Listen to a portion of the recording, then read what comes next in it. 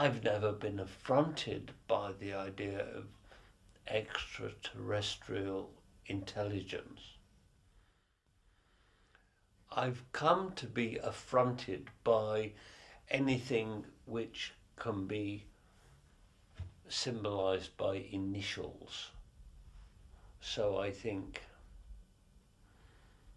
CIA, MI5, ET, UFO is offensive. I mean, it produces a knee-jerk reaction. So I'm not interested in ETs or UFOs. I think we're talking about other civilizations who are not based on planet Earth. I think we are being taught perhaps one lesson, which is that there exist tangibly other prodigious consciousnesses and intelligences, and that now they seem to be interested tangibly, materially, in making contact with us.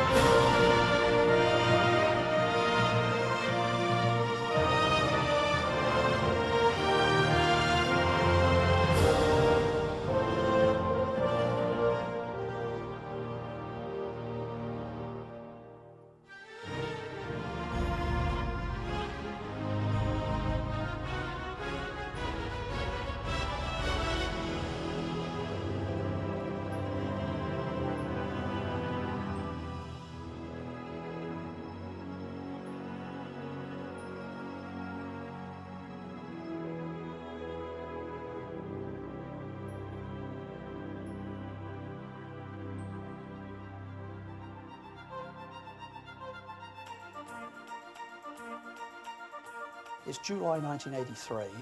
I'm travelling between government offices near Winchester in Hampshire, England. And I came out of some trees and I looked to the left. There's a beautiful amphitheatre there. And I sort of took a second look, I was like, what's that? And below the hill were 5 circles forming a cross. This was cold out of nowhere. It was me on my way to a meeting with this problem or that problem to think about, looking, seeing, and wondering, what in the world is this? I didn't know what to expect, and I could see no tracks in the field. So I went quietly, made my way towards the nearest of the 5 circles, and it was the pristine appearance of it that so impressed me. The whole impression I got from really never, obviously haven't seen anything like it before, was that it really hadn't been there that long, because the plants were moving, and I could hear and watch the occasional one just pop, the head would pop up, separating themselves from where they'd been impacted. What I was looking at looked as if it was laid down in one hit. It looked, in a way, so natural. The plants were beautifully bent over and swirled around. There were no marks. I looked for the obvious places. Now, if somebody made this, well, okay, maybe somebody made this. So I go to where people would have had to have stood, in the center. And I'm looking very carefully. I'm looking at these small nodules of dried soil. I'm looking underneath, and they were still dried and not crumbled. Under my own foot, I pick my foot up and I look, and it's powdered. And yet here in the center, it's not.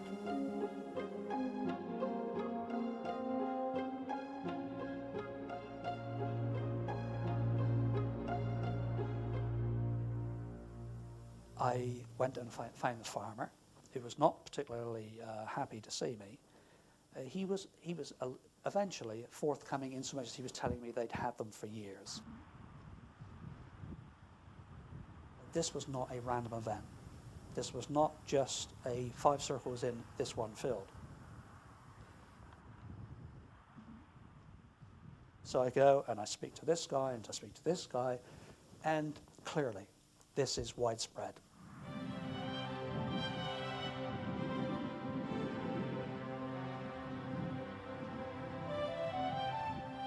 Somebody told me of somebody else who'd been inquiring, and this was Pat Delgado, and he had been talking to a Dr. Terence Meaden, a meteorologist in Wiltshire, because Meaden was also investigating circles of the same kind, same patterns, in his county. And so the 3 of us came together. We very quickly became aware of a light aircraft pilot. This was Busty Taylor. In 1986, I met Colin Andrews, and we were all together checking into the crop circles. Sometimes we were in a circle an hour, 2 hours. From the actual moment of discovery, we were there. Following Mr. Hall from Poorhampton Down Farm and Pat's to the site of a formation of 3 circles in a field of winter barley. You're still feeling the excitement from the farmer. I mean, he's just gone home, made a phone call to us, come back out, he's still out of breath, and this is exactly as he found it. So the single track in there now is yours Just last night? There into the centre and back again was mine. I just walked out, because I wasn't thinking, I just thought, I don't know, bloody deer have been here, and I just walked out there, realised then I saw the other 2, and I thought, Christ, we've got something strange here. So I retreated hastily, and these ladies... Now I'm listening. I'm looking at a farmer who's not knowing where to go with this. Very excited. It's like, have you seen it? I mean, how many more have you seen of these? Where have you seen them? Are they the same as mine? I mean, do they appear in this sort of crop? Are they close to water? Mine's near this pond. Are the others? This guy's, he's buzzing. And we would go out there with farmers' permission, and we had a real field day, and we really learned a lot in those early days.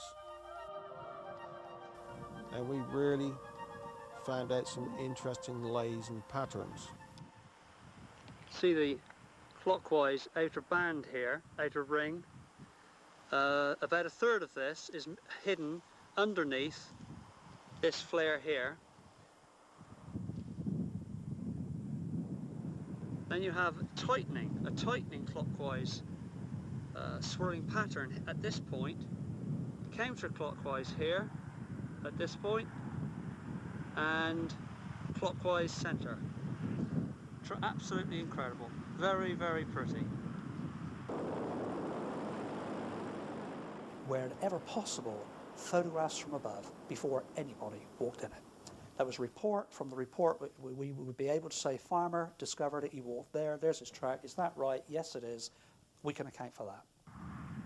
What we would then do is that we would get magnetic north on a compass, and we would take magnetic north as our first radius to the edge of the circle, and then break it up every 45 degrees. We would see whether we had an ovoid or a circle. Crop circles were regarded as a subject of legitimate scientific interest, and at least 99% of the people who were around the crop circles, looking at the crop circles, that's including journalists, scientists and people, regarded this as a genuine phenomenon. There was no suggestion at that time that this could possibly be a man-made hoax of elaborate proportions. And there were scientists, they were out there with all sorts of equipment. They had cameras, they had radar, they had other measuring devices, magnetometers, they had radiation detectors, goodness knows what.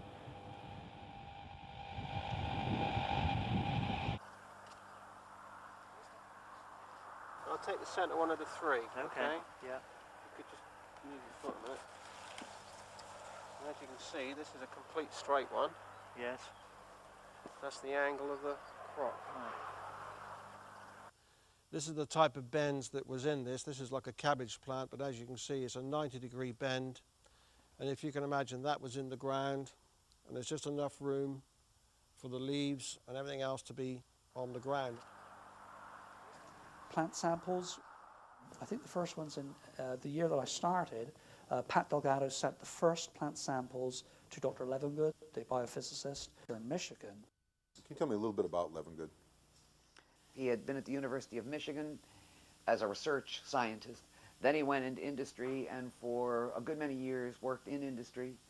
Then, as soon as he could, I think, he built his own lab at home because he has lots of personal interests that he wanted to pursue.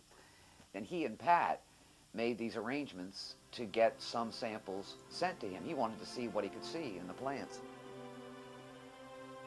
And so we started testing crop circles all over the world.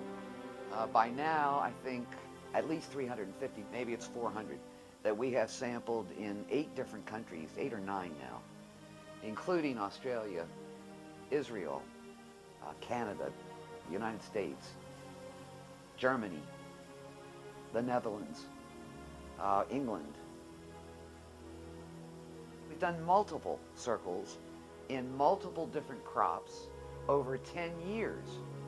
And what Levengood documented beautifully were the basic changes in the plants that, in his opinion, were not caused by fungus, were not caused by pesticides, were not caused by unusual fertilizer application, were not wind or weather damage, caused by something else.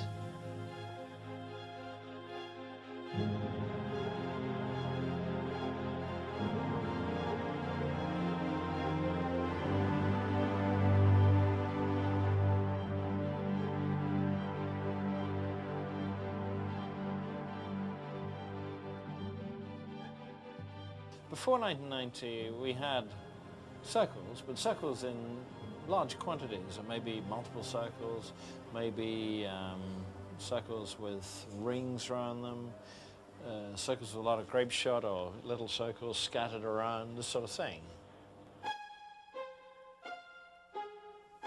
They evolved from a simple circle, a straightforward simple circle. It was intriguing, to say the least, that it started initially circle with a single ring, then a double ring. Then we had the circle with its nearby neighbour, and that neighbour was half the size of the mother circle, as it were. Those appeared all over the south of England, and then there were 3. Now 2 neighbours, both half the size of the central circle, in a straight line. Now that was doubled, and at 90 degrees, so now we have 4 forming a Celtic cross. Unconnected satellites, but a traditional Celtic cross. There were unmistakable signs of intelligent origin in the crop circles. You couldn't deny this. Say it was some kind of scientific phenomenon which was meteorological or caused by some ionospheric vortex, something of this kind, just did not square up with what I saw, which consistently showed signs of intelligence.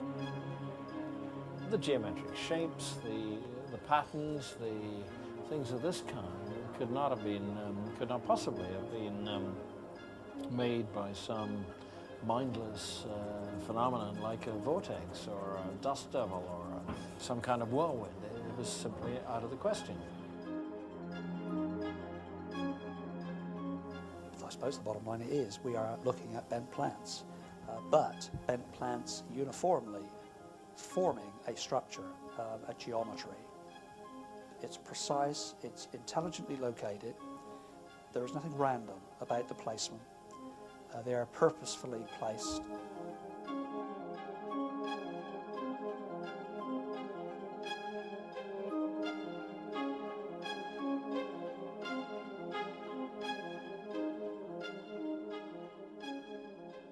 Some of them have this very complex energy print. Nowadays they're all just swirled. These ones are very, very, very interesting because they've got this sort of energy pattern. And I always liked studying those ones because they're almost impossible.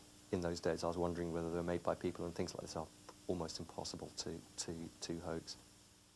These aren't just arbitrarily placed as circles. There's a certain magical way in which they've been laid out. If you were to graphically present it as a grid, you more or less get that. a hexagonal grid or triangular grid, standard triangular grid, and here are your three edge alignments, one going up there, one going down there, one going down there. So there's a line just clipping three circles, and I call those tangents, which is what they're doing. It's one line, it's tangenting three circles. I was really struck immediately by the precision of the thing, and as far as I was concerned, it helped to explain the beauty of it, just as a graphic. So the only way to do this really is to design it to be such. Yeah. The chances of it being accidental or Oh yeah. some sort of natural occurring. Well, you could say maybe natural, but certainly not some drunken farmers. For me, the crop circle phenomenon started on August the 4th, 1985, when I found my first Celtic 5, which was about 4 miles from where we are now.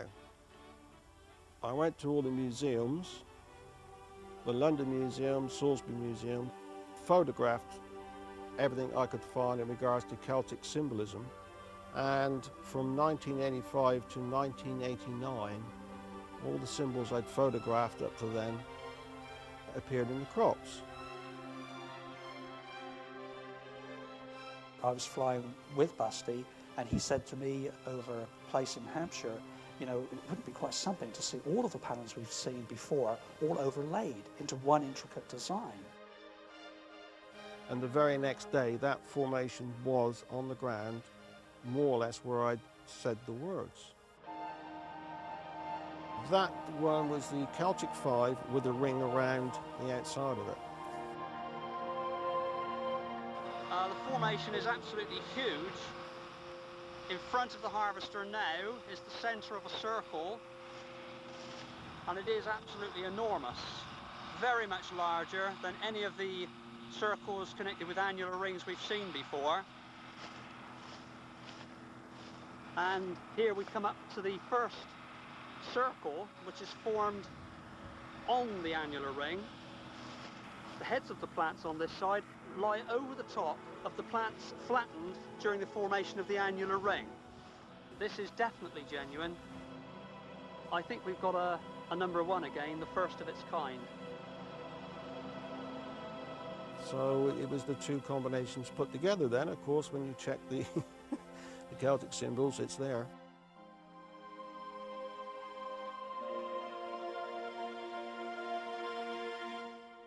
This was the formation that appears on the cover of Colin Andrews' book, Circular Evidence. It was the first really famous crop circle it's the crop circle that got imprinted in most people's minds at the very early stage of the phenomenon, and it was simply a beautiful Celtic cross.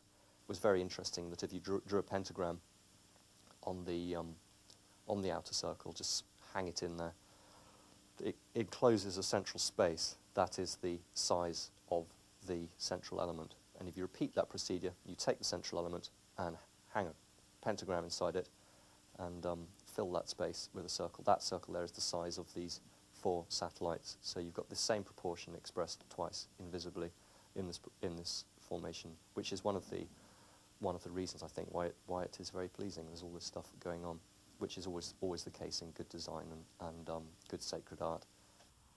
And the interesting thing was that it was sitting on top of an underground reservoir. And this is another thing that we have noticed with the true phenomenon, that it seems to locate where there's water, very close to water. It's something like 93 to 98% of the formations do in fact occur over this chalk and or green sand aquifer. Right. As the summer comes on and there's less and less moisture, rain, the aquifer recedes. And as it does, it sinks down lower. As the edges of it recede, you get a strong electrical charge set up in the ground because the water percolating through the chalk creates this charge. As the summer goes along, you see the charge increases. The lower the aquifer is, the farther the water has to travel through the chalk, the greater the electrical charge. Well, guess what? The numbers of crop circles cluster along the edges of the aquifer also. And one of the questions that comes up all the time is, why don't they occur everywhere? Well, we don't know yet why they don't, but this is one possible answer.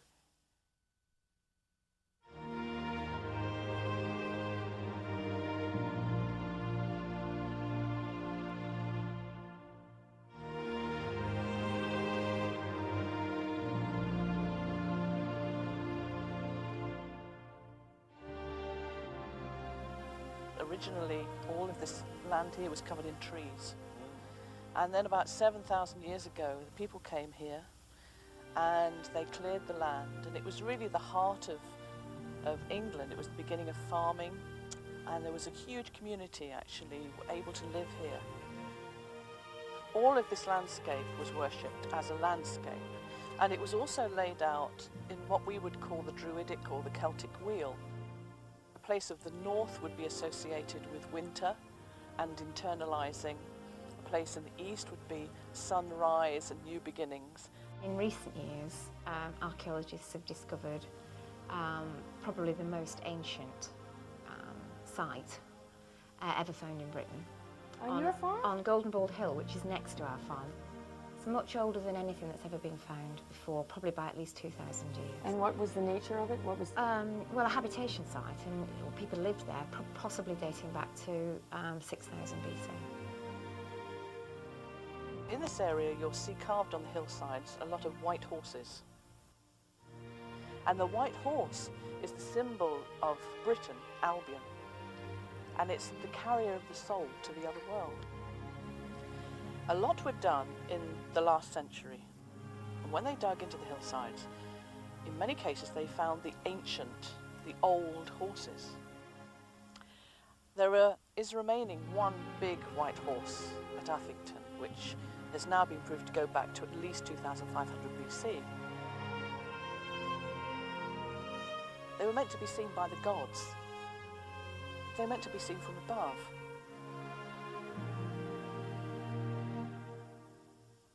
I think this has always been an ancient sacred site and an important place. And of course this makes such sense in terms of the whole crop circle phenomenon. Why is it in England? People always say, well, why do they have all the best formations in England? What's that all about? And this is the story, that the English landscape is loaded with all kinds of... We have phenomenal sacred landscape.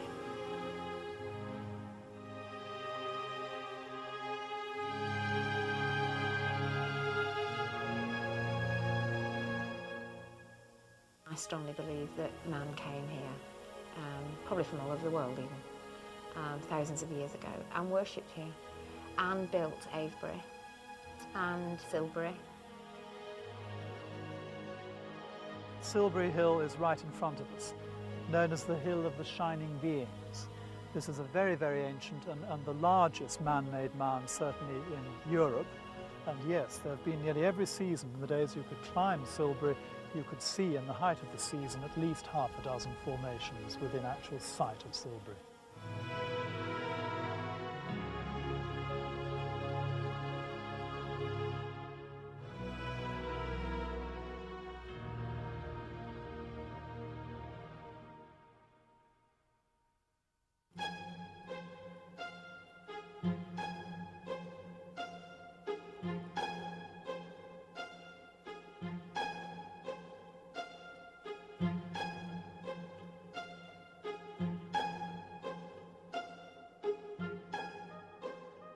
In 1990, a whole new event happened when we got the linear effect, because we got the shaft which joined the two circles together.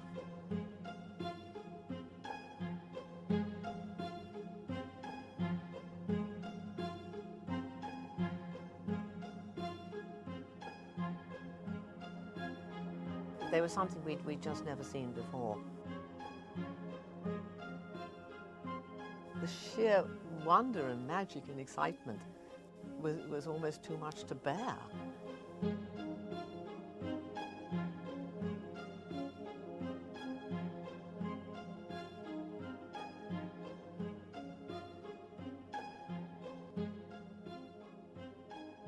In 1990, we had the very first pictogram. We thought they were all like that. It turned out we had the first boxes, the first keys. Prior to that, they'd always been circles. It was that amazing Alton Barnes pictogram, which stretched out in the landscape 365 foot of it. And it was unheard of. We'd never had anything that length. But not only just one, there were three of them in the area, which had all occurred almost the same night. And the interesting thing was that they had additions to them, little sort of spokes coming off them, which scholars of the arcane likened to astronomical symbols, Celtic symbols, and it brought in people from all different disciplines, and suddenly everybody was talking together. You got the scientists starting to talk to the metaphysicists. How many people do you think came through? Thousands. Sort of carnival atmosphere. Total strangers, stood together in groups, chatting away about, gosh, you know, what's caused it?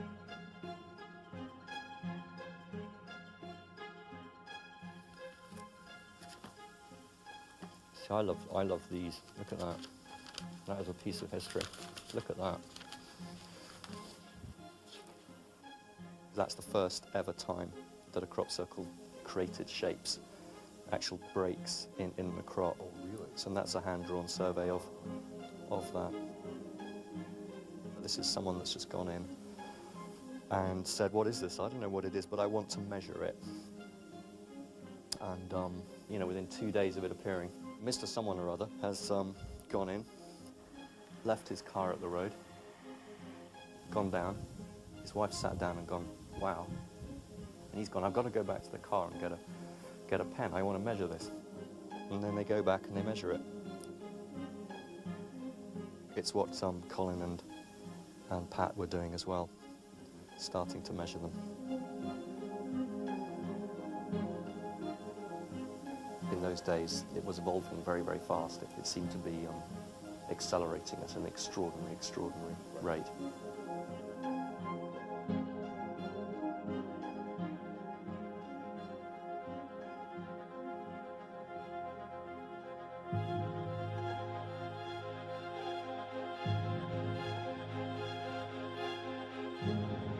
I had a helicopter and I got there when it was really quite fresh, and it was just totally amazing, that circle. But it did seem to be part of what we suddenly called the genuine phenomenon. This is an alchemical symbol, and they've interpreted the various symbols on the corners as being various philosophical or mystical symbols.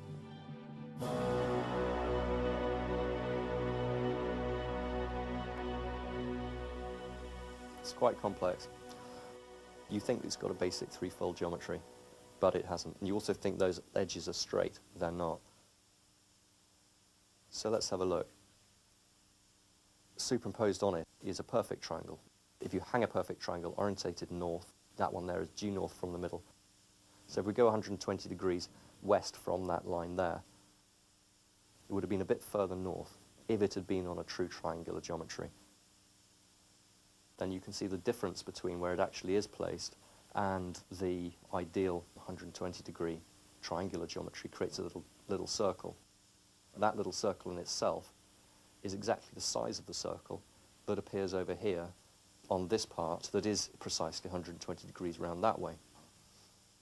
Every detail of these things, when you start looking at them, is so carefully thought through and precise that it really is mysterious. From the centre, there's an obvious outer radius defined to there and there. Encircle the whole figure, hang a pentagram in it, the arms cross to define the size of the central element, put another pentagram in it, the arms cross to define the size of the central element. And furthermore, if we point the pentagram due east, it will exactly pick up this arm. And pentagrams pointing due east is the standard way you orientate a pentagram in the landscape if you're building a sacred temple. And then at a stone circle down the road, an ancient stone circle, you find the same use of a pentagram pointing east. It was exactly the same use of geometry. And it was very interesting that the crop circles were giving me clues that were really feeding my research into stone circles. So we wonder what came first. Did there appear in the land, in the original crops, these circles? And did they mark these places with stone to hold the energy there? The ancients had geometry as a scheme of operating, as a channel between themselves and the higher domain. Stone circle's been there for 5,000 years. It's endured. They're made of 50, 60-ton stones, some of them. And they've been there for 5,000 years, and they're geometrical. And the crop circles are there for 2 or 3 weeks, and they're also geometrical. And so although you would think that they're not related in time, and they're not related in terms of their endurance, they are giving, if you like, a message. Maths is a universal language, and geometry is a way of speaking certain things. And we must therefore assume that one of the most powerful tools to understand the message is to assume there might be a message and learn how we must understand geometry in order to receive that message.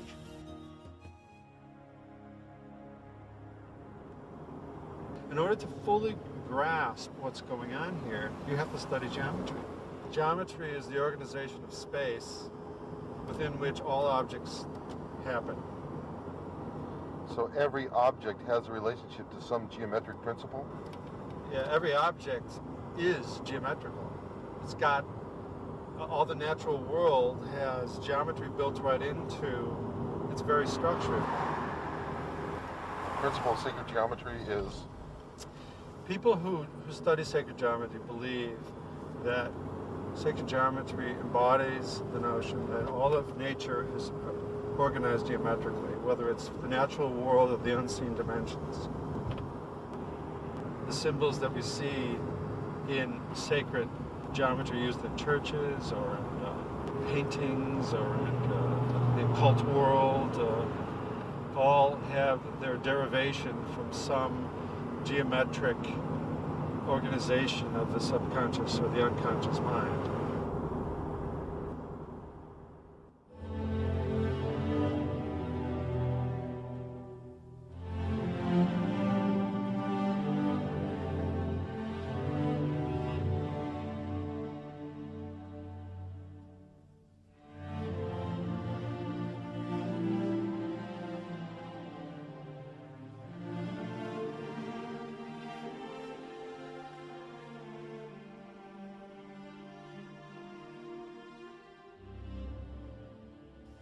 Yes, I did call it sacred geometry because I call it, well, symbolic geometry or geometry with meaning.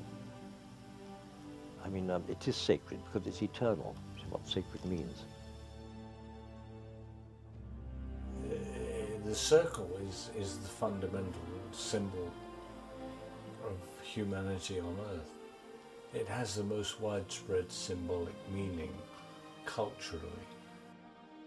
If you're looking for a two-dimensional form which has unity, it's the circle. There's nothing else.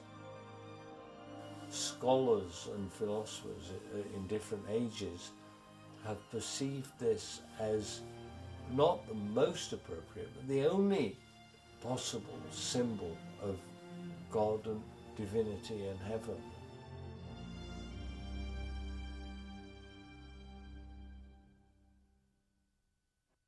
At times of great need, the gods sometimes, historically, will communicate to man, and the medium through which they do that is always traditionally Mercury. Mercury is the messenger of the gods.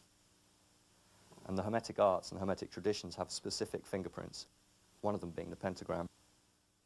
So the pentagram is the star, right?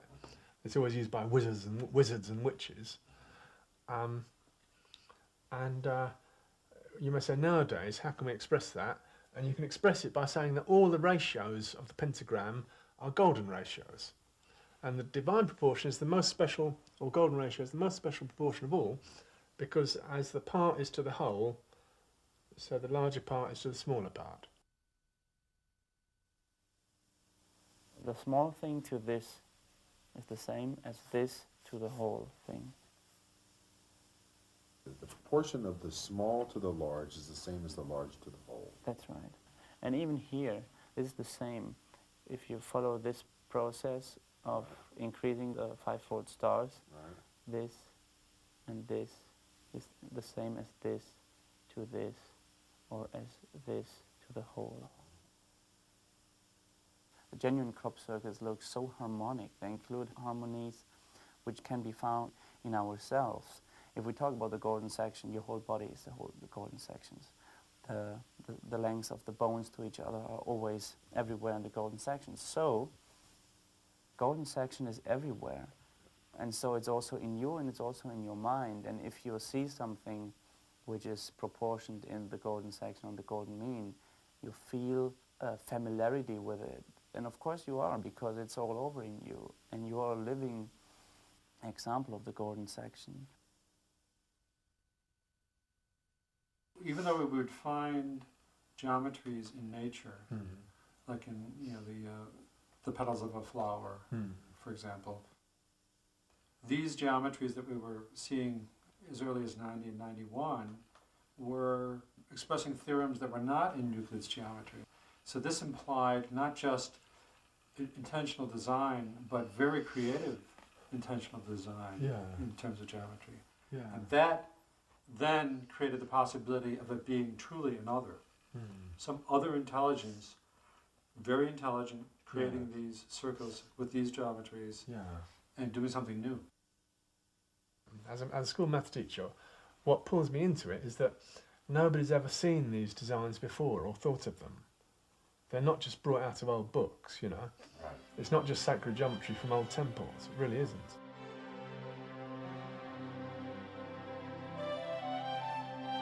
Crop circles will have ancient symbology, they will have advanced mathematics in the same symbol. When we really follow this closely, we can see that there is a train of thought coming through. And there are many strands of symbols, and it's very articulate, very eloquent. To start with, they were just purely circular. Then we got into the linear aspect. In one year we had insectograms.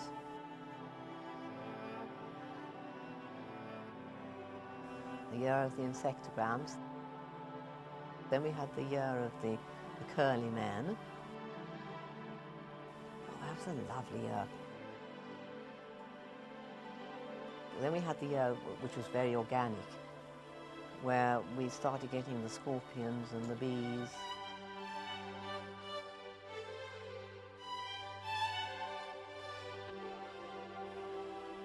That was a brilliant year. That brought in tremendous symbology.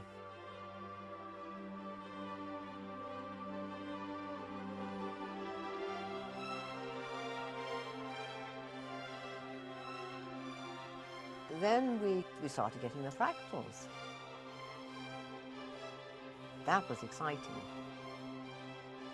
We then got much more into the maths, the geometry.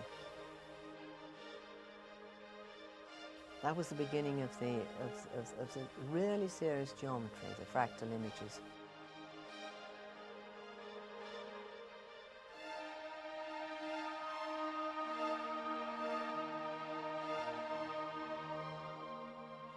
Where we've got the cock fractal here, you can actually calculate it mathematically. The cock fractal is basically a line, you divide the line by putting a point in it and basically stretch it out, so you basically get a triangle on a straight line. The thing with fractals is basically because it's recursive, you're dividing each line into two iterations. So if I redraw it, you can see each line is basically a miniature version of what was the previous one. And that's where you could see the crop circles come into it. And obviously if you went to 3 iterations, redraw it, each one of those in turn divides. So of course you can go on infinitely with a fractal.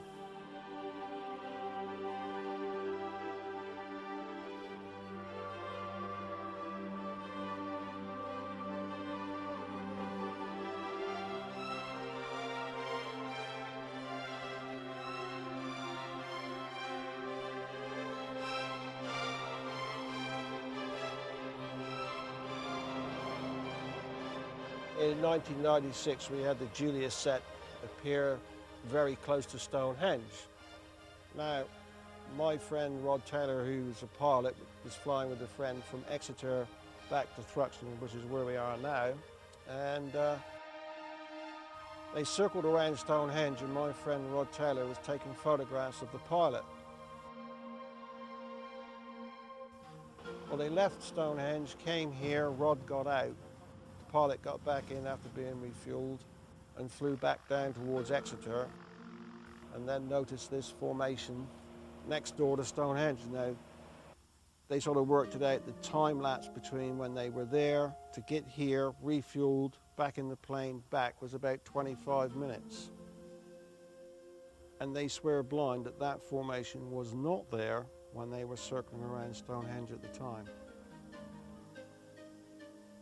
So we got a 25-minute gap where 140 circles appeared at Stonehenge, rather mysteriously, and really we haven't got to the bottom of that one yet. This is indeed the queue to the, right the way up to this crop circle. It's absolutely extraordinary. Stonehenge is just there, and the crop circle is on the left-hand side. And here's the sign, come see Europe's best crop circle. The farmer's decided to open his field. Yesterday I spoke to him and he was wanting to keep people out and was very angry about its arrival. Now it would appear that he's thought things through and can see that he's able to compensate for the damage by charging £3 a head to enter, and now we have this problem.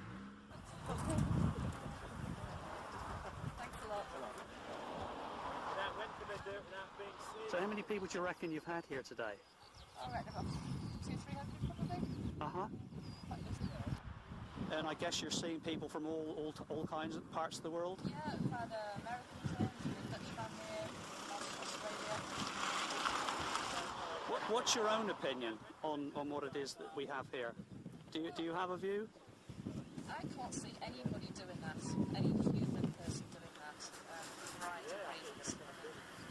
It's quite a public place where we are. Yeah. So we've been able to do it without being seen. I think it's nice we have one or two mysteries left in life that people can't sort of come up with an answer for, and it is nice. Sure.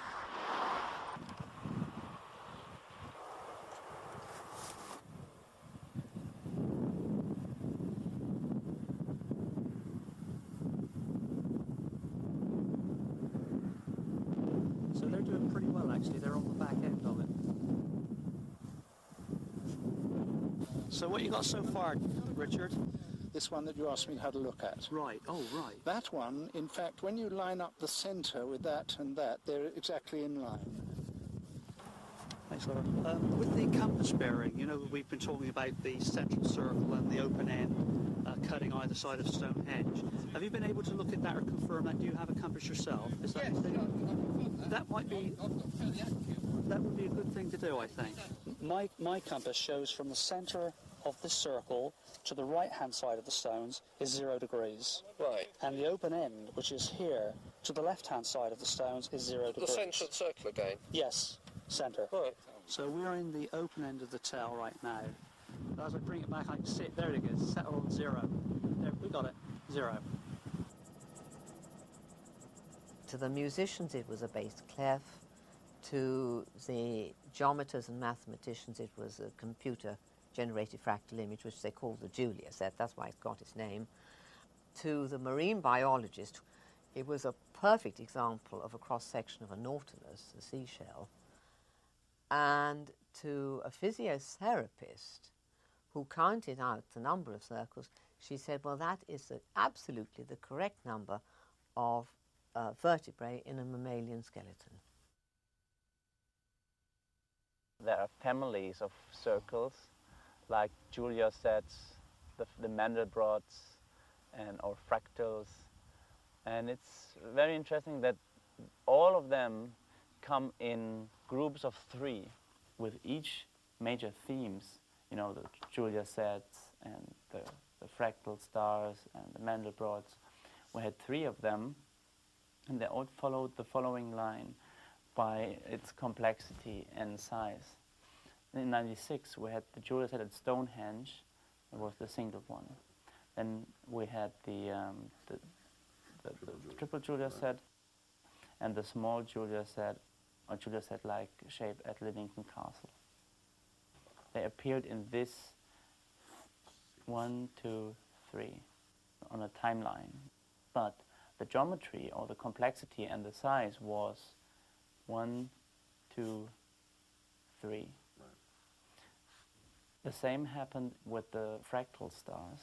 We had first Silbury Hill, which was the simple one, then Milk Hill with the interior one, and then a triangle like this, a simple version of it.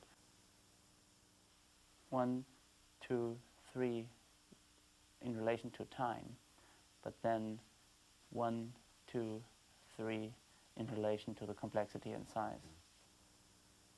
It looks like a plan. The plan was not just followed in 1 year, it also went over 3 years, and even by crossing countries, by crossing borders.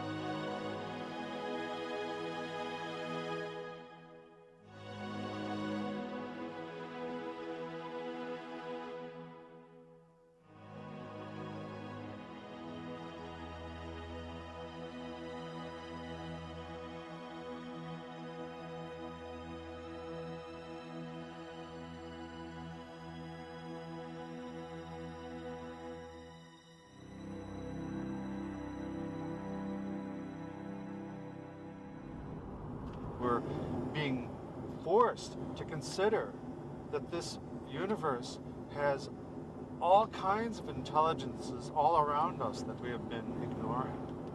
Particular intelligences can act freely within the universe that we inhabit. And they don't have to be our intelligence. They can be mysterious other intelligences, you know? I think that's really what's so fascinating, is that the various domains of intelligence show that just like we are a particular intelligence within the cosmos, we can make art in participation with other forces, so these other intelligences can do the same thing. Well, I think the one thing that people misunderstand about art is that the viewer is part of the art. Right. The art without the viewer doesn't even exist. Right. I mean, it doesn't exist unless it's viewed. That is what the art is about. It's in the moving through time and space, the evolution and the unfolding of the experience. When you look at a painting by Van Gogh, you see a picture of a landscape, maybe some people walking through it and stuff like that, and yet in that you can also sense his energy, who he is, who he was. You get there's this whole encapsulation of this person. So if I was to look at and analyze crop circles, I would try to look at him in terms of like, how do I go back to the creator from this, the same way I look at a painting.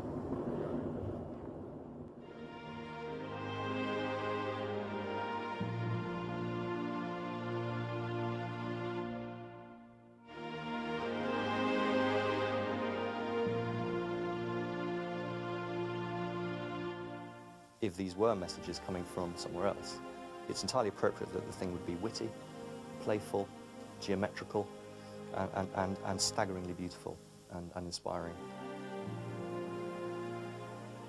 The systems of proportion used in all sacred art and architecture are very specific. They all embody a certain amount of geometry, and they all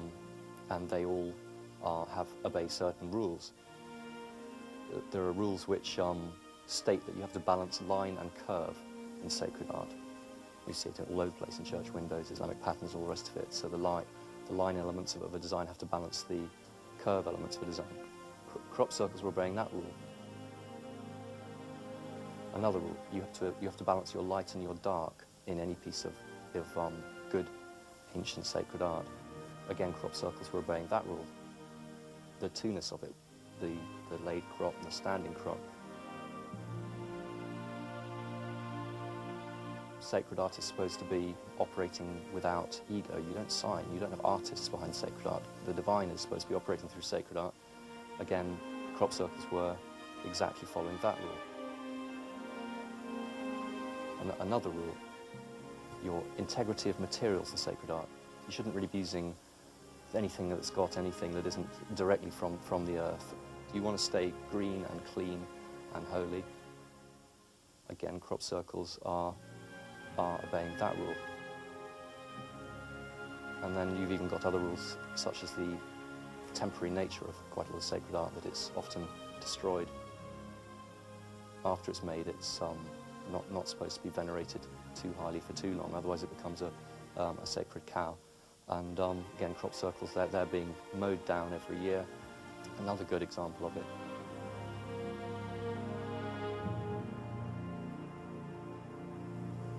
Crop circles are the finest example of modern innovative sacred art for our times. There's no competition.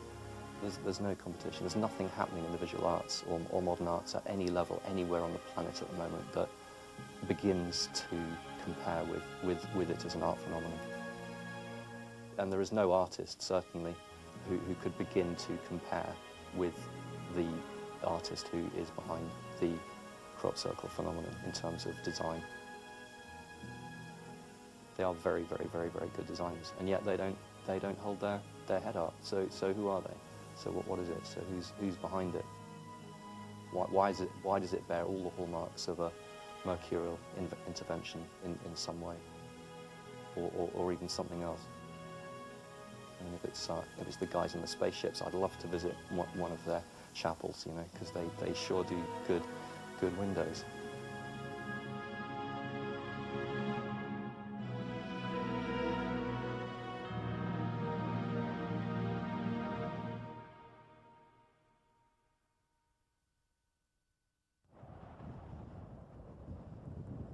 Okay, you don't know, of course, where to walk. What we're going to do is we're going to follow the tram line, and then we take the proper tram line to go up into the formation. So we just go in there. To be honest, I thought all the crop circles were big hoax, one big fake. There is a phenomenon, but I don't know exactly what it is. People are fairly limited in their way of thinking. They want to have the answer, it's alien or it's human. And I think it's something in between. I don't think it's aliens. I don't think it's coming from outer space. But on the other hand, there is a phenomenon. It's not just one big hoax. Something extraordinary is going on here. And I think it has to do with our own being, our own way of thinking. Well, let's see, let's not miss it. So in fact, in a way, we are creating them ourselves, but not in the traditional way of putting the crop flat with a board, but I think we do it ourselves anyway. It's not coming from outer space, it's us. We are looking at ourselves. It's our own mirrors we are looking at. Okay, let's go in. From what I see from here now, it looks a little bit violent to me. You see the crop is shooting up already again. It's a little getting up. There's one thing I learned in all the years I'm coming in the crop circles, is that it's very difficult to judge by eye just is it genuine or not. I tried to do that when I came for the first time. I thought, oh, this is genuine, this is not, just by looking at it, but that's very difficult. Every crop circle has its own character. So this is done in straight lines. If you can see, it's alternating. This one is on top, then you have this one, then it's this one again.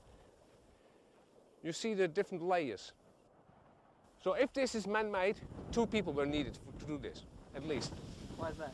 Because it's not at one side went down and then the other side. You can see that this is over this again, but this is over that again. So what you need is two people do it alternately. I'm not saying people did it, but that's how difficult this is already. This small part already is not that easy. It's not that straightforward as you would think if you look at it for the first time. There are lines, you can call them pathways, but there are construction lines under the crop.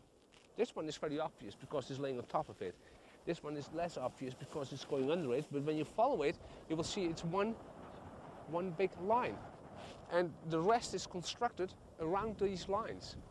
These lines are not as straightforward as you would think. You would think so it's a hoax, it's all man-made, but that's not the case. Sometimes there are lines that you don't need, and lines you do need, are not there. The bending in the notes is something that only happens very occasionally. There's a misunderstanding about it. A lot of people think you will find it in every single crop circle. I only found it in a very few crop circles. A lot of times people will mistake, I will give you an example in the standing crop. This is the way how crop grows. It comes out and then goes up. Now when this goes down, it gives you the impression that there's a bend here. That's not the bent notes. Bent notes are the ones, in fact, that are the middle ones, the straight ones, that are bent. And that is amazing. That's unexplainable. I believe there's a phenomenon. I'm not going to look for bent notes anymore in every single crop circle. I try much more to get the feel from what does it do to me? What does the shape do to me? But it's the general feeling. And all the plant research, I will leave it up to others, to Nancy Talbot and people like those. They can do this kind of research. That's not my business, in fact.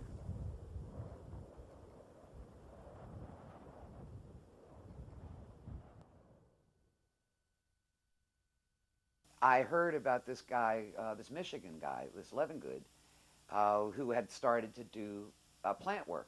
I was staggered that there was somebody in the United States interested. I mean, delighted and really amazed to find that there was anybody, because by then I already had learned that there were crop circles all over the country.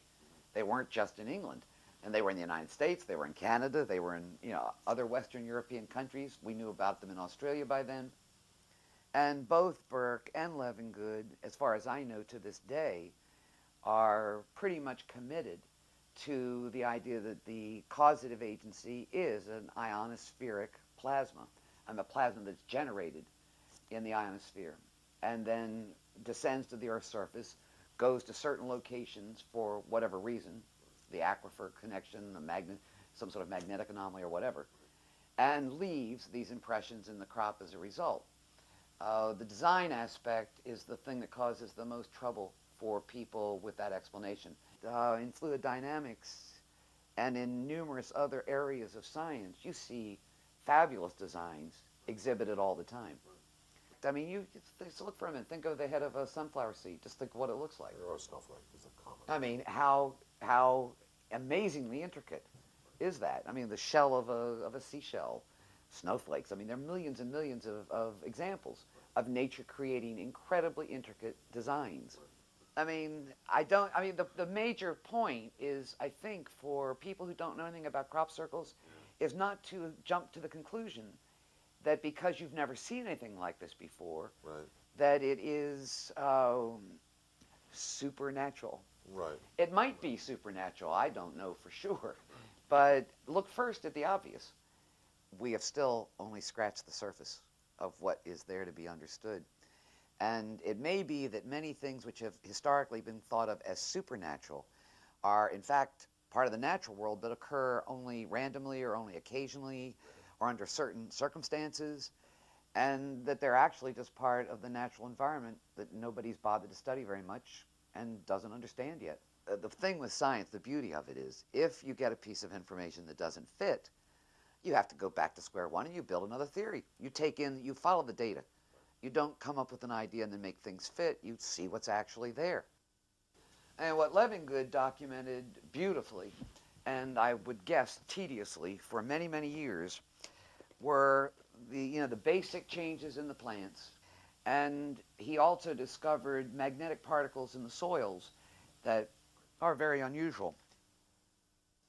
One of the things that he discovered was that the seeds taken from crop circle plants grew totally differently than the controls. What this is a bunch of seeds taken from a formation and a bunch of seeds from the controls in a lab tray, and he's germinating them. He has a germination chamber. It's calibrated to a certain temperature, a certain amount of moisture, etc., etc. And it's done in a very standard way. If the crop was young and immature, the seed was not fully formed when the crop circle occurred, the seedling was depressed, the seedling's energies. Often they wouldn't germinate, and if they did germinate, not strongly enough to be viable. However, in mature crop, where the seed was already formed when the energies hit, then you got exactly the opposite. You got increased growth and yield. Normally a germination is 4 days. All they're looking for is, does the seed germinate or not? That's the beginning of what Levengood does. Once that is done, he's then measuring the root and shoot development for up to 14 days in some cases. He's wanting to see what happens subsequent to germination. This is this case in Maryland where the elongated nodes occurred. There were these swaths cut through the crop, and the nodes are bent to the left and the right. Node bending is a natural response of the plant. If it's young and growing, if it's knocked down and not killed, it will try to reorient itself according to gravity. It's called gravitropism. Or phototropism. It's just it reorients itself to the light. So if you go to a crop circle and nodes are bent, if you don't know when that crop circle occurred, and you don't know the age of the crop at the time, you don't know whether this node bending might be due to natural phototropism or whether it's something that occurred during the event. If you get there quickly and you know that it has just happened and you find massive node bending like this, these 90-degree angles, this was part of the phenomenon. It actually bent the nodes. I want to show you the node enlargement photo. The top are nodes. These are stem nodes taken from inside the formation. The bottom shows you the controls, which are taken at a considerable distance outside. What are the characteristics of this node lengthening? What Levengood says is going on is that the moisture, remember the plant stem is hollow, and the nutrients, the moisture which nourishes the plant, goes up through this stem. Plasmas, a fact about plasmas is that they emit microwaves in bursts, pulses. His idea is that the microwaves from these pulses are connecting with the moisture inside the plant stem, just like they would in your microwave oven, heating the plant up, which softens it and allows it to fall. The moisture inside turns to steam, and as it does so, it has to escape. Well, if the plants are young and pliable, the outer fibers are pliable, the steam escapes by stretching the nodes. That's how you get the elongated nodes. If the energy is extremely intense, and or if the crop is old and the fibers are tough, then it can't get out by stretching it because the fibers won't stretch, or it's just too much energy. Then it blows a hole right out at the node. Okay. That's called the blown node. Yeah, and those are our exploded nodes. These are samples of corn. We have done a number of corn formations. These are crop circles that occur in the corn. But you see, what we're looking at here is these. You want to see the light coming right through those. The crop was down, and here were these expulsion cavities. The amount of energy that it would take to do this in full-grown corn must be quite astounding. When we do this sampling, a lot of people think that we take a plant stalk here or there. Well, we don't. We take hundreds of plants, thousands often, say 50, 60, 70 samples, and each sample it consists of between 10 and 20 plants. And then we do the same thing in the controls, starting immediately outside the circle and going up to 500, 1,000 feet away in several directions. Then the idea is that you compare what you see in the plants inside to what you see in the plants outside.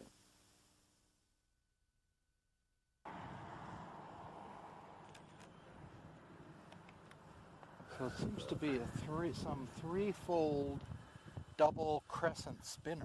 Yeah. Beautiful to behold from the hill. I can't wait to get up in the air.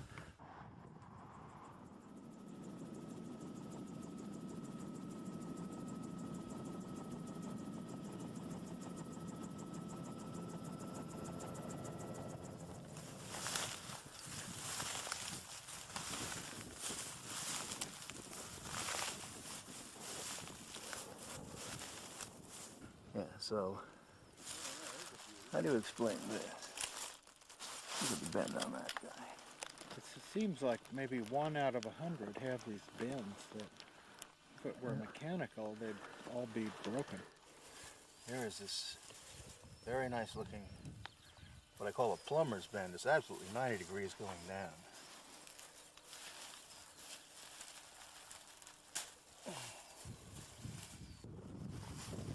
Master Lou found that one. Beauty, that one. Huh?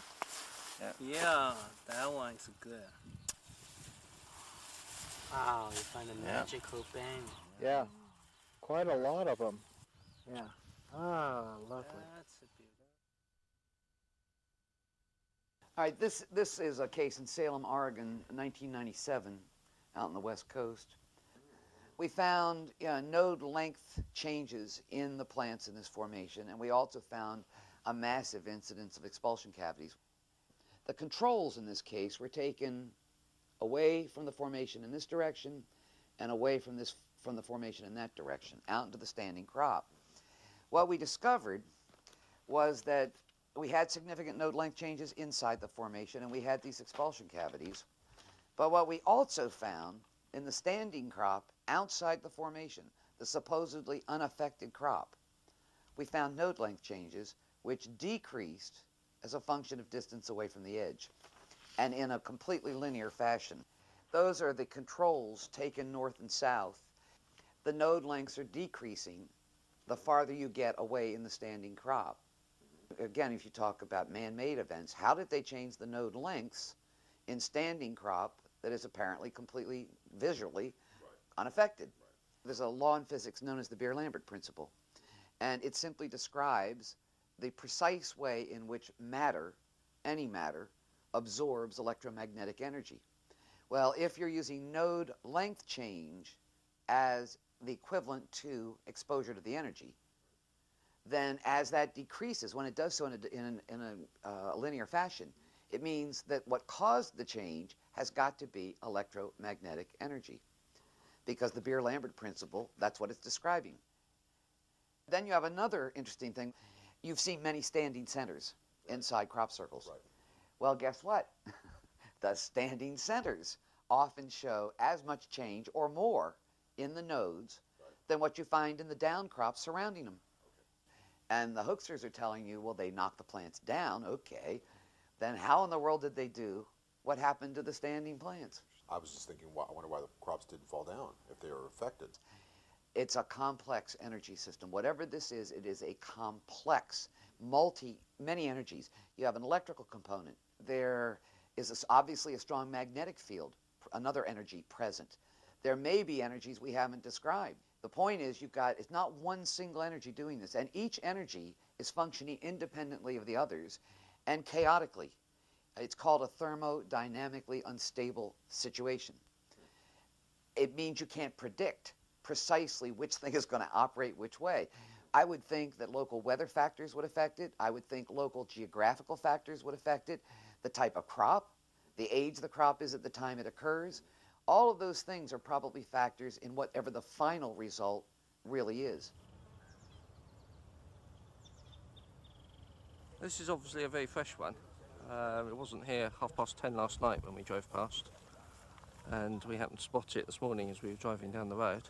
When we first got into the formation, the first thing I did was test it with the compass, and taking a bearing down these sort of side arms from the central star, I was getting about an 8-degree variation in north from the very centre of the circle to about where we're standing here, this sort of distance.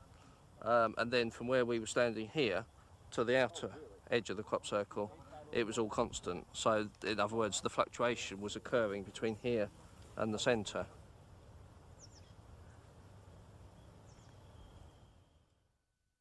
This is a case of the magnetic particles in the soils being distributed in a completely linear fashion. What we've discovered now in formation after formation all over the world are these tiny little rounded particles. Oh, look at that. Wow. You can't see a lot of these with the naked eye. But the fact that they're perfectly spherical indicates they were in a molten state as they fell to Earth, because that's how you get the spheres. We used to make lead shot that way, right? Revolutionary War, we heated the lead up and we dropped it off towers because it forms spheres. This is a case in Canada a couple of years ago in this area of Saskatchewan. Those are several formations which occurred in one field simultaneously. This is the sampling diagram on that larger circle, and as you can see, what we did here were 2 diameters. Now, in every case, a plant sample is taken, let's say 20 plants per spot, and a soil sample is taken. The lines that go outside are controls. Right, obviously. Okay, in this circle, that is the deposition of the magnetic material, the bulk of the material being found around the edges. But when you get this very tight linear disposition, what you're talking about is a force or energy at work. I mean, that's a clear display of it. You could think that people could have handfuls of this stuff and just be throwing it around if they were making it. Right. But when you get, when it's microscopic to begin with, and you get these clear linear distributions of it, whether it's node length or magnetic material, what it is, how in the world would anybody do it? You know, in this case, it indicates that a force and energy was at work. It's governed by principles completely outside of human beings. Has nothing to do with us. The proof here is so consistently solid. It reaffirms itself every damn case. It certainly affirms that it's made, or these things are created with the manipulation of some sort of exotic use of energy. Apparently. I mean, I've spent years being torn about the natural versus something else idea. And it's only in the last year, with an accumulation of a number of experiences, that I've gotten to the point where I cannot personally think that I cannot understand this as a phenomenon without some kind of consciousness involved. I have no idea whether it's my consciousness or the collective unconscious of Jung's or the consciousness of quanta. I mean, I don't know.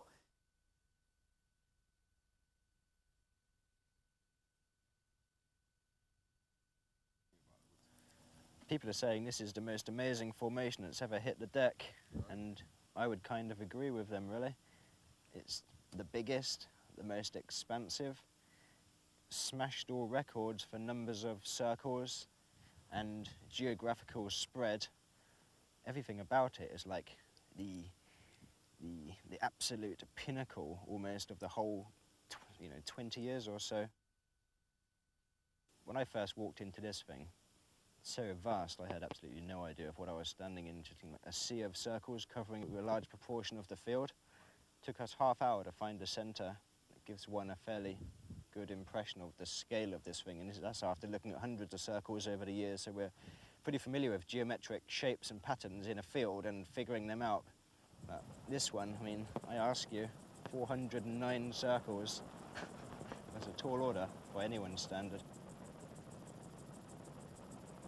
It was raining all night. The night this formation came down. This is a high altitude location. This takes a battering by the weather. We were the first ones in here when this formation arrived. No footprints, no mud, no broken plants. All the centers were perfect. No sign of human activity or entry into this field at all. I've seen the result of a team of people or a gang of people smashing around in a cornfield all night. They make a hell of a mess. You just can't help it. It's a matter of fact. This was totally inconsistent with everything I know about human-made crop circles. You can't do that in a cornfield. Just hit the deck perfectly first time round. No errors, no mistakes, no glitches. It's just here, and it arrived in a few hours in perfect condition.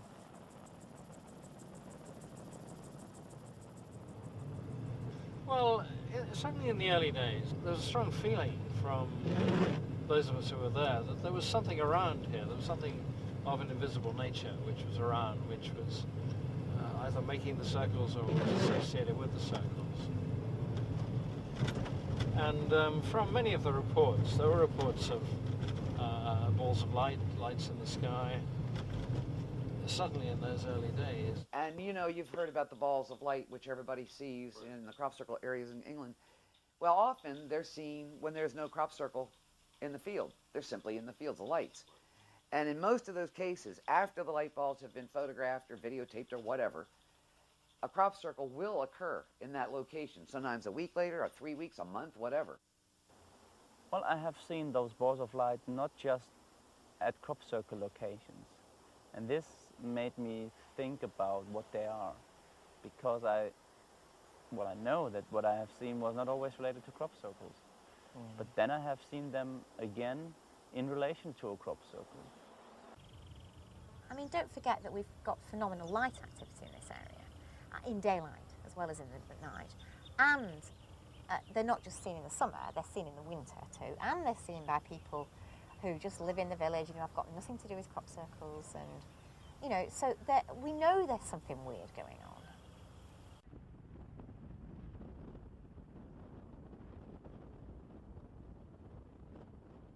Avebury, Alton Barnes, that area, where they are seen really quite regularly, captured on film several times now. Particularly, those taken by Steve Alexander, for example, in 1990. Yeah, we walked from that brow right across.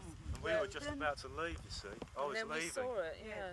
I was picking up my gear, put on my shoulder, and I turned and I saw this object come into view. If it had been actually 5 seconds afterwards, we would have missed this, because we would have carried on up the hill. Now I actually turned round and saw it. Yeah. It came into view, it turned, then it went down into the corn, and it moved through the corn, scampering through that. Moving between two formations, crop formations that are in the field, moving from this one to this one. It knew what it was doing, it knew where it was going. Intelligently, this intelligently controlled. Dropping down into a tractor tire mark as if it's looking at the tractor tire mark. Nothing random about it. There's no movement in the prevailing wind, moving as you would in the direction of the wind if this was a balloon or something similar. You see, the object came down and it stopped for a long time. So I thought I'd pan away to the rings to give you the distance from actually where the object was and the rings were. Pan back and give you an actual relation of the two distances.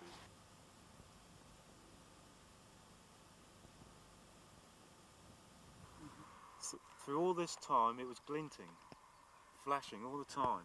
Then it took off. And then of course it just carried on over the hill, moved up and away, over the actual tractor which the farmer was in at the time. Where is that piece of paper? It's a bird. What, a shiny bird? I spoke to the tractor driver who was seen on this film that Steve took, and that ball went over the tractor driver's head by about 35, 40 feet. And what the tractor driver sees himself, as you can see on the film, he stops his tractor as he sees this go over the top. And so we have on film this ball of light. There's no question in my mind that whatever those balls of light are, they move in a purposeful manner. If it's a random natural thing that's happening, then I think one in a 30, 50, 100 will be filmed. Somebody has a camera and has the copper on to film it. But that's not the case. It's half, even more than half of the sightings are filmed.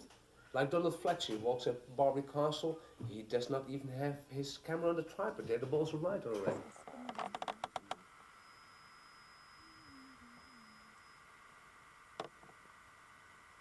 What's that?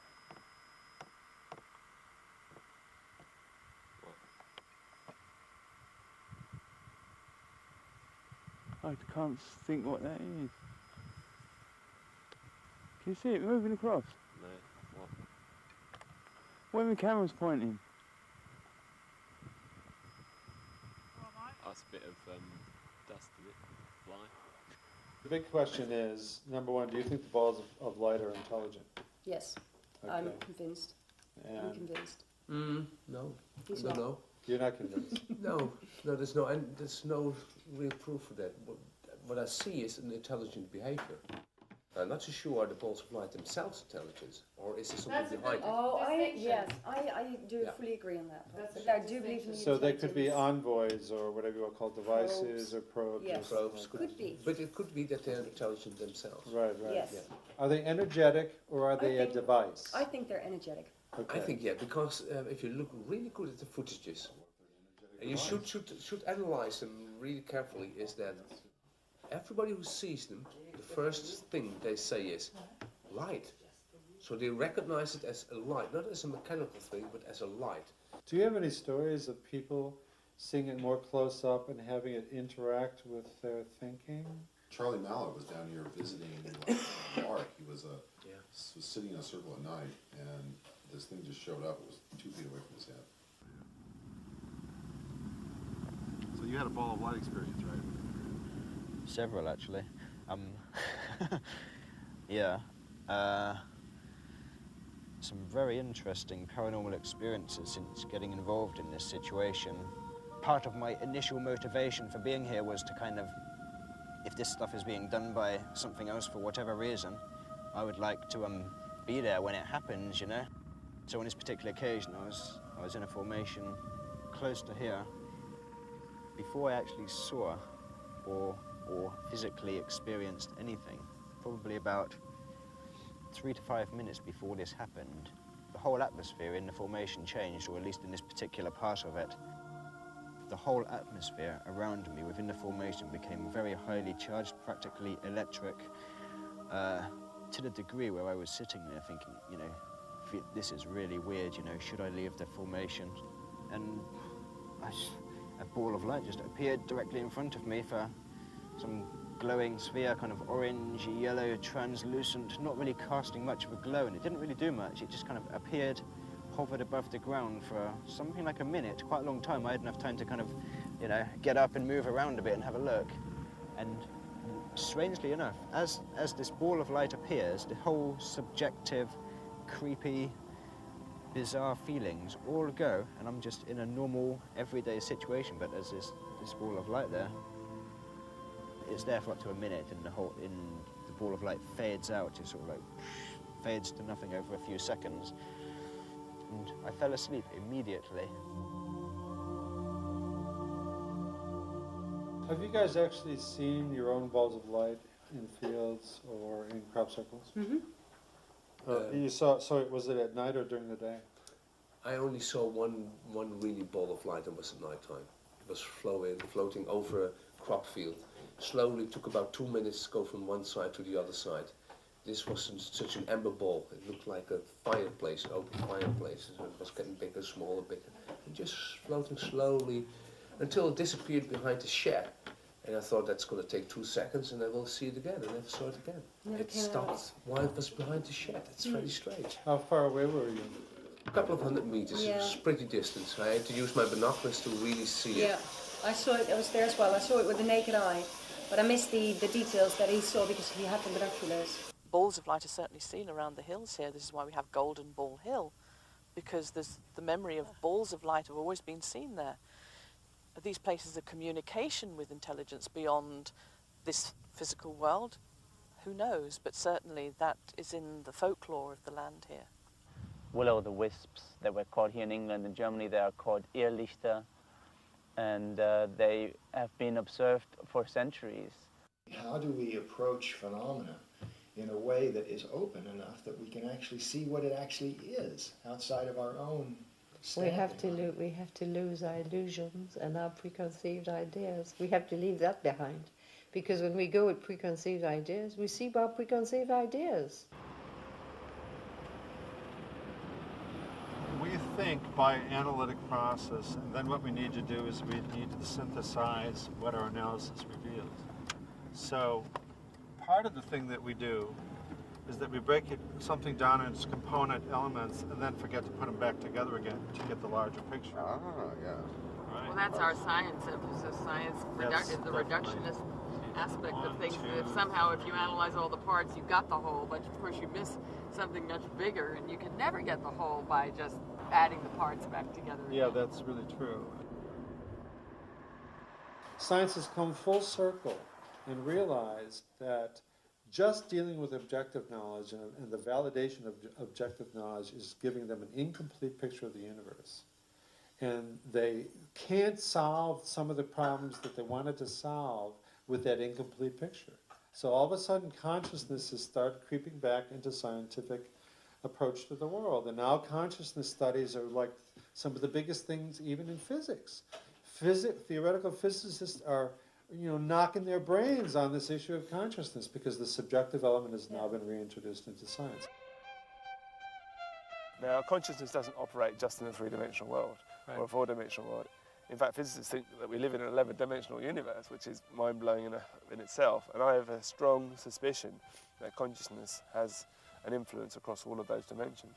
Now, if it sends a projection of itself out into those dimensions, then it's going to end up having all sorts of things generated in the universe. And the shadows of those projections are going to appear in the form of some of the geometrical shapes that we see.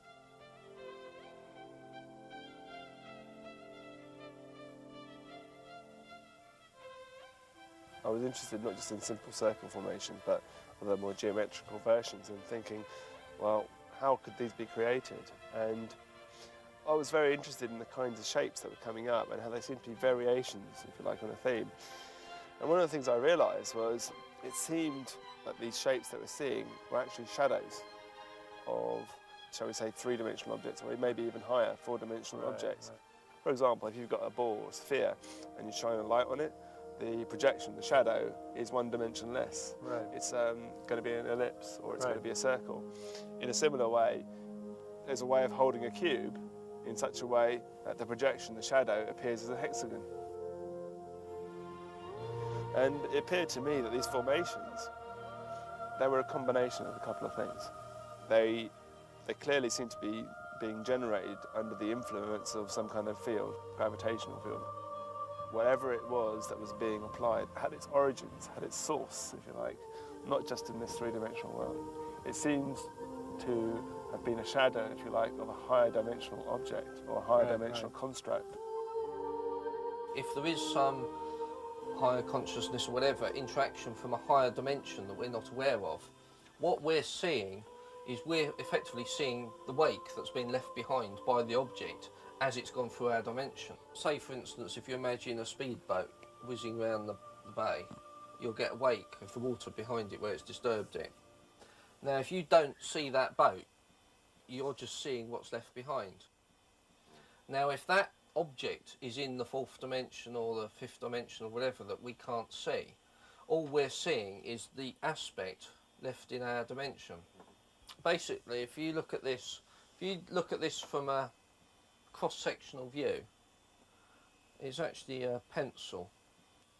Now, in one dimension, all you see is like a little line contracting. 2 dimensions, you just see a hexagon expanding and contracting. And of course, 3 dimensions, you can actually see the shape going through. Now, if you imagine this is our world, this could be some entity from a different dimension passing through, and we're basically seeing in our 3D universe the image of it. To take it one step further, looking at it from a crop circle point of view, if you imagine this is poking through, the actual shape here is a tetrahedron with a sphere on each tip. As it more comes into view, you can then end up with the Barbary Castle formation. And if you rotate that round, you'll actually see this particular shape, something like that, where you can see the point there, the 2 points there, and that point is off-centred there as it rotates round. Obviously, Barbary Castle, it would be in the centre, so you'd be looking at it straight on. Now, if you've then got 2 of these shapes, you'll see the second one is starting to spin in and interlock with the first one, and then you get this shape, which appeared at Etchelhampton, the central circle and the 6 circles around it. If you then continue twisting them around, like that, that shape actually appeared up north. It was sort of off-centred Star of David type formation. Obviously if I run it as a continuous animation, you can see how the lot locks together. I want to put some of the more up-to-date formations in there because I'm convinced this will be another aspect to the genuine phenomena, because you'll find all the genuine ones probably interlock to other formations. So although you're looking at lots of different formations, you're actually looking at a single aspect or different aspects of a single higher dimensional shape, which is just going through our universe.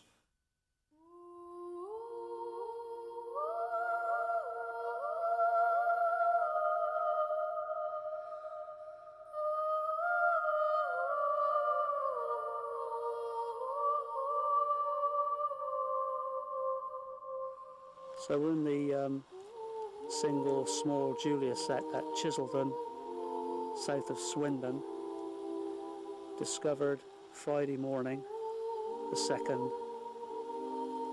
The floor lay is very, very beautiful.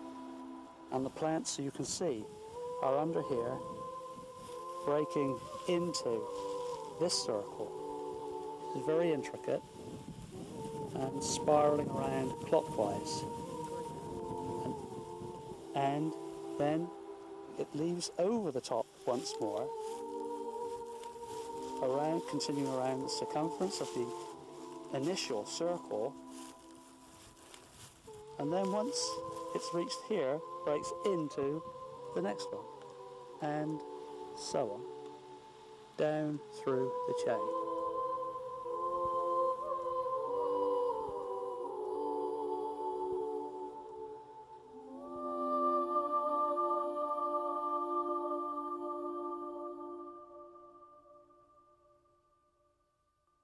In the 17th century, people, when confronted with these shapes, called them either fairy rings or mowing devils or strange markings in the grounds, and they were absolutely convinced it was done by either the devil or infernal spirit or witchcraft, because that was the mindset of the time. Anything that was outside the norm was obvious that it was done by the devil, because that's all they could see, and it was obvious it was done by witchcraft, because that was the way they saw things. So now, when something out of the ordinary comes, well, it's obvious that it's a hoax, that's man-made. I think hoaxes are indeed part of the phenomenon in that they keep it a mystery. That is, it's always possible to say, oh, I know that was done by somebody, they're all done by somebody. And so people who don't particularly want to think about it have an easy way out. And that every phenomenon should allow that. So people don't, it shouldn't be so challenging that you can't avoid it. If you want to avoid it, you can say, oh, I know it's a hoax, and get off the subject. I accept that hoaxes exist. I don't believe every single thing that appears in the field is a genuine thing. But hoaxing doesn't explain the phenomena. If hoaxing offered an answer to what goes on in our fields, year in, year out, then okay. But it doesn't. These things are happening all over the world. They're happening all over Britain. They've been happening for, what, since the late 60s, early 70s. They've been documented since the 70s. You know, you're talking 30 years. These guys were kids. Who was doing them then? We've been having formations for 10 years. Are you telling me that people are every summer for 10 years have been going out night after night after night creating formations? I mean, it doesn't make any sense, does it? And where do they practice? Yeah, where do they practice? Where's the practice ones? Are you know, they don't practice. There's never a half-finished one. No mistakes. You know, I mean, it just doesn't, that doesn't make sense. And how do they get away with it? How are they not caught? How have they done it? If anyone said they'd done it, I'd be very interested to know how it was done. Because I can't, at the moment, see any way in which this can be done physically by the old stomping out teams. And when you get the real masterpieces, the hoaxes sort of fall away and they just stand back in admiration like everybody else. And these masterpieces, there's never a blunder in them. No, something incredibly ambitious and very elaborate. and you won't find any stupid mistake in them. And it's the unforgiving medium which will fall over in that wheat crop. The wheat's not going to stand up again easily. Saying that people have been going out for years and years, all over the country, all over the world. I mean, how many people are we talking about? And what kind of an obsession have they got? You know, I mean, they go out in rain, they go out, you know, in all weathers, in crops like oilseed rape, which stinks, covers you in yellow. It's a horrible crop to be in.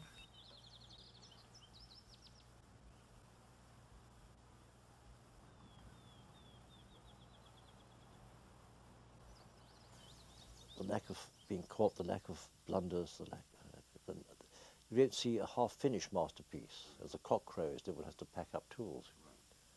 It's, they all give the impression of being done in one go. They're not spot-on accurate, but they've got a rhythm through them, like an artist would do.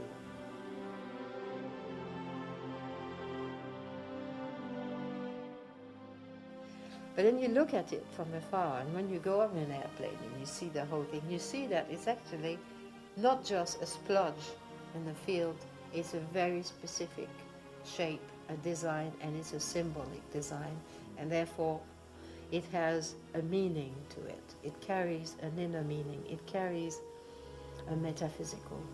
It's a metaphysical thing. It tells us the meaning beyond the physical. Each circle is an invitation to look into the meaning of the symbol, and therefore you're made to look at all these wonderful, wonderful teachings in all directions. And suddenly your mind is encompassing many, many different aspects. It has an effect on the person. You recover your sense of awe, your sense of wonder. A feeling of awe leads to a feeling of appreciation, of gratitude. You begin to have a feeling of reverence towards the whole, towards the greater.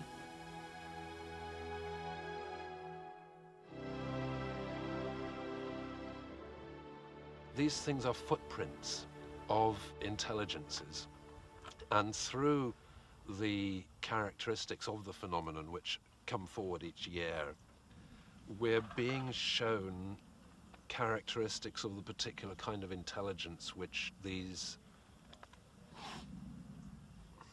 Even the word being is... these beings, even that is inadequate.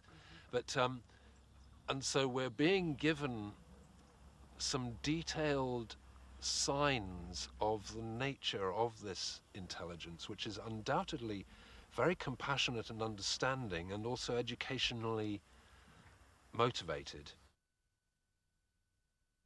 There is something very profound about the shapes of the crop circles that affect consciousness. I think there are ways in which we can interact with our environment that can enhance consciousness, and I think crop circles are part of that. I think that almost there is a technology behind them, and that technology is consciousness enhancing technology. There's a trickster element. There's an exceptionally high level element too, which involves, for example, complex mathematics.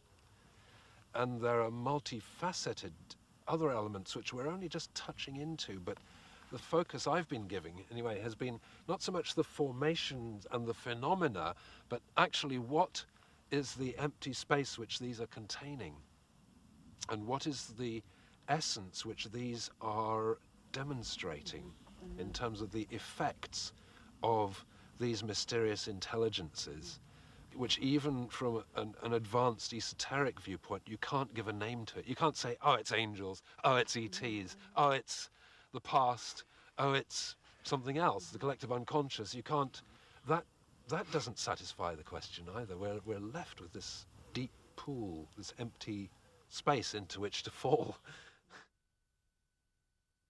The question that you get asked, what makes crop circles, it is a non-question. It's an impossible question, because I'm not sure necessarily that there even is a source. I've got this funny feeling it's some weird feedback loop. They're created almost spontaneously by the interest in them, and yet by some... we'll never know. You'll never get to point A it's a loop. I bet you if you could try and trace it back, you'd never get to the answer. You just go round and round, and it's almost like they're created from nowhere, out of nothing, like everything is. I'm sure there's a dimensionality to this which we are just not capable of seeing at the moment. It's obviously clear that the circle makers are going to great trouble to keep these designs coming down, and if you assume that there is some kind of code in here, it's not just nice designs, but there's some sort of code, then they're obviously putting in a lot of code into the system here. And if it is code, which surely it must be in some way, there's a lot of unraveling to be done at some future date. I think there are myriad communities, intelligences, civilizations up there, and I think it's reasonable to say that the majority of them are fully aware of planet Earth and its divinities and miracles and charms and its madnesses and follies. I think we're in the early stages of a process of universal intercultural mingling. The issue is it's got to be done very, very gradual in homeopathic amounts, so that we actually develop, amongst other things, a certain immunity to the potentially destructive influence of incredible positive energy coming our way when we open up to the other beings in the universe in which we live. I think they do know that their material intervention in tangible terms would cause such disruption to our culture that we would unravel and fragment very quickly, and they don't want that. So I believe this is one reason that they're playing very gently with us, and it's certainly a reason why they're playing with those groups and individuals who wish, who choose, who volunteer to come and participate. I mean, you know, traditionally, what do we think in our culture? They go and knock on the door of number 10 Downing Street. They go and visit the White House. Well, they'd be stupid. Do we have to be told that? I mean, the last way anybody with any kind of wisdom and full historic understanding of the state of planet Earth, the last way they would attempt to make ameliorative changes would be to initiate it at government level. That would be the kiss of death. And they know that. One of the possible reasons why all this farce is going on is that they're studying us. Because obviously, you know, if you were a god or an ET or something like that, you would be sincerely asking the question, why can't these humans wake up and stop this suicide process they're on? You know, what is it that causes them to continually make difficulty for themselves and kill each other and cause so much pain? And so you could see it as a research project by these beings to provoke us with the stimulus of, you know, just putting it in front of us, and then to study all the ways in which we avoid truth being put straight in front of our face, you know? Because they're getting it. They're getting all these avoidance strategies, blocking strategies, confusion. You know, if you were a cosmic social psychologist, it would be a wonderful microscope into the psyche of humanity. And if that were the only justification for this phenomenon, that itself would be sufficient, I think. I think that they've been looking at us for a long time and thinking, oh, God, how long do we have to sit back here and watch these clowns screw themselves up At what point are we going to be allowed to just move in and tickle them and persuade them and seduce them forward? At what point can we break this terrible pattern? Are we going to watch this beautiful blue planet screw itself up finally? Do we have to watch this? Can we go in? And now they're coming in. Now, clearly, you know, because we are who we are, we want spaceships on the White House lawn.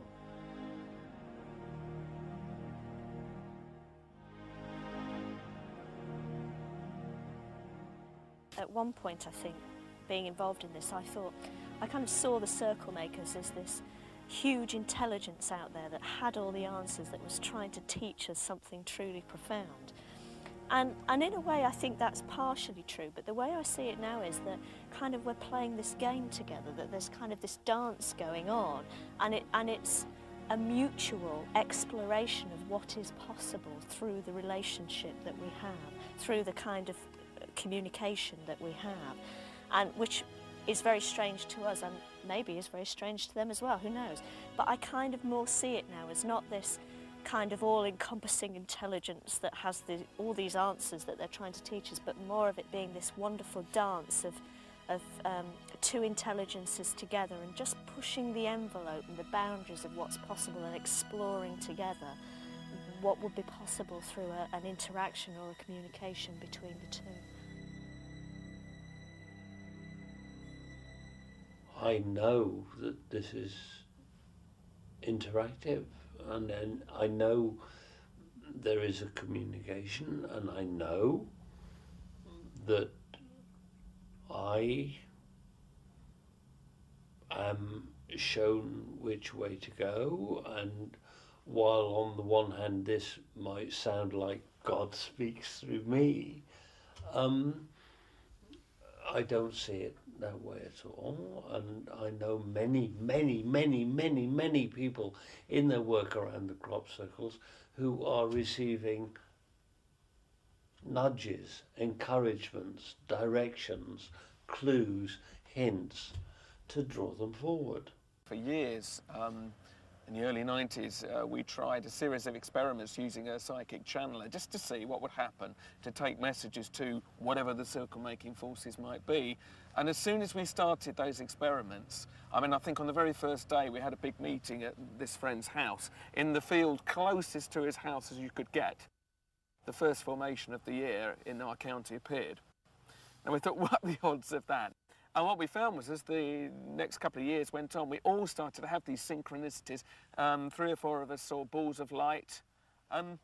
Eventually, this kind of work culminated. We did an experiment where 9 of us meditated up on a hillside and asked for a crop formation, and others have done this on other occasions too. And we had a certain shape that we thought might arise as a result of that.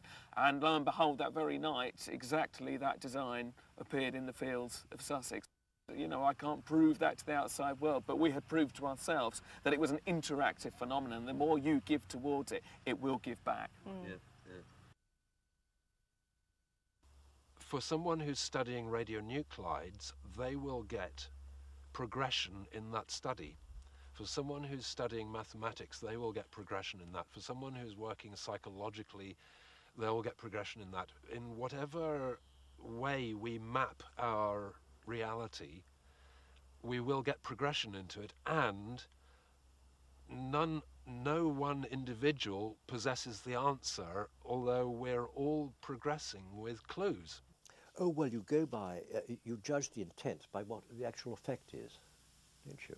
If people say, what are crop circles? If you ask about a person, what sort of person he is, it says in the Bible, by their fruits you shall know them. It's what they do, not what they say.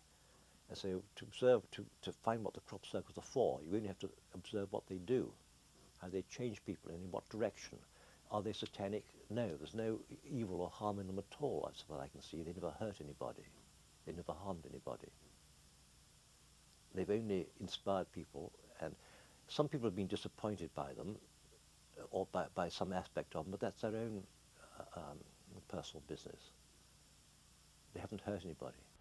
I think that the crop circles maybe are occurring now because there are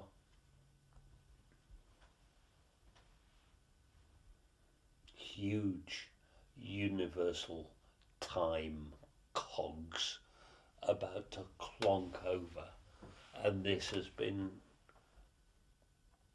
in the stars for a long time, and we've been blissfully, stupidly unaware of what we were sitting on, but they know.